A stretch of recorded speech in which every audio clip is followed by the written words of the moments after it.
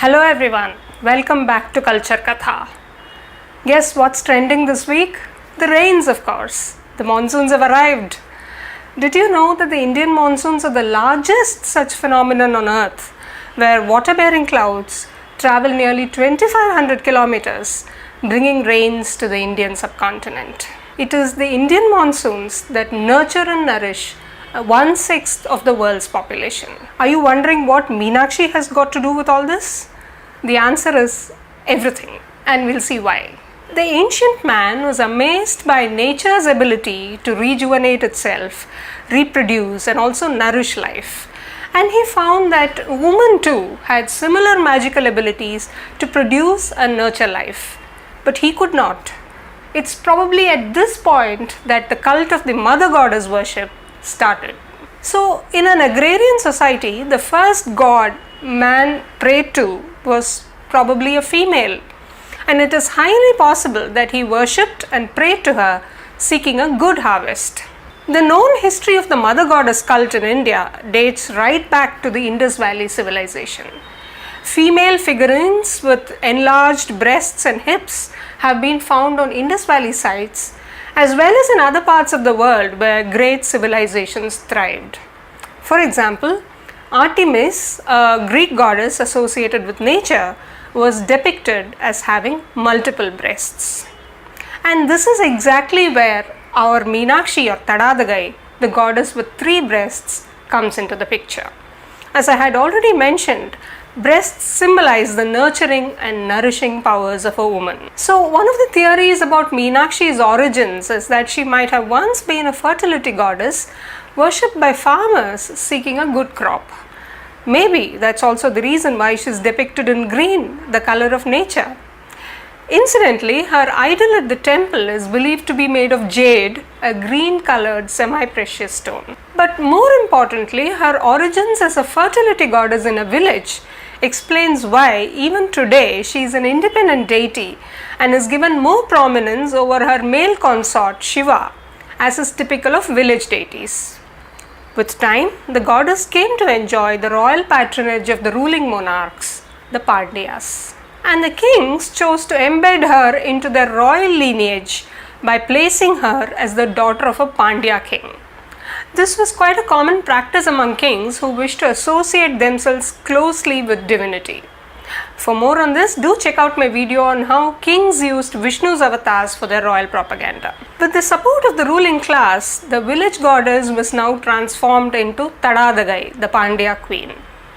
As the goddess moved away from being a farmer's god to becoming a royal deity, her 3rd breast disappeared, explained away through a myth.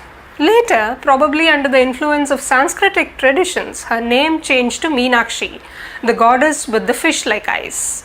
Just as the eyes of the fish do not blink, it is believed that the queen goddess keeps an unblinking, protective eye on her subjects. Incidentally, Meen, which means fish in both Tamil and Sanskrit, was the royal symbol of the Pandya kings. Over time, under the rising influence of Shaivism, the goddess also came to be identified with Parvati, Shiva's consort.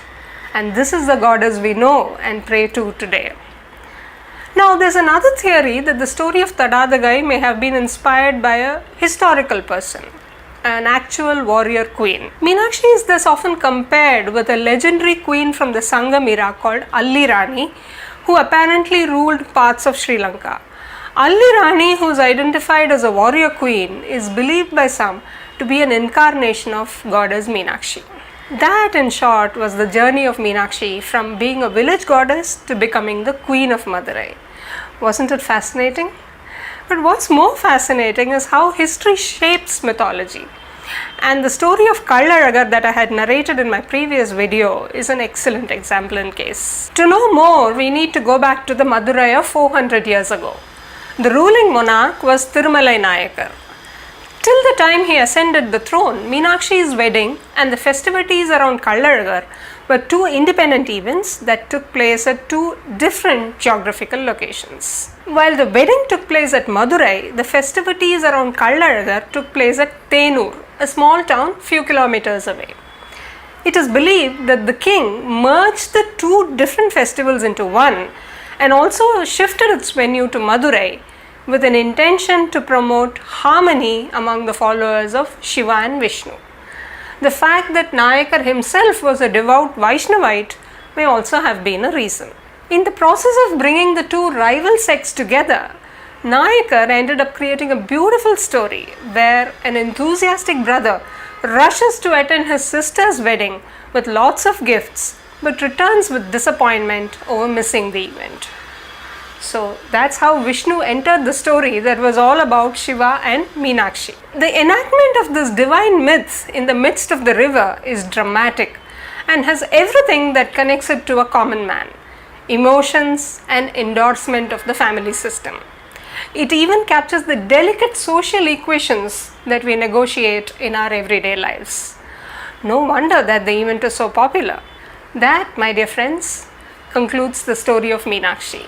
Hope you enjoyed the video. If you did, please do remember to share it with your friends and family. May our tribe of mythology enthusiasts increase. My next video is going to be a bit different and is going to remain a suspense till next week. Till then, keep guessing. Tata, bye bye, take care.